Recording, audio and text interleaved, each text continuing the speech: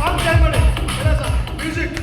Okay, yes, thank you sir. Shanappa sir, ಬಹಳ ಚೆನ್ನಾಗಿ dance ಮಾಡ್ತೀರಾ. ಸೊ ಫ್ಯೂಚರ್ ಅಲ್ಲಿ ನಿಮಗೆ ಐಶ್ವರ್ಯ ರೈ ಅಂತ ಹೆಂಡತಿ ಸಿಗ್ಲಿ ಅಂತ ಆಶಿಸ್ತಾ ಇದ್ದೀನಿ. ರೈಟ್, ಮೈಕ್ ಅನ್ನ ಹ್ಯಾಂಡ್ ಓವರ್ ಮಾಡಲ್ವಾ?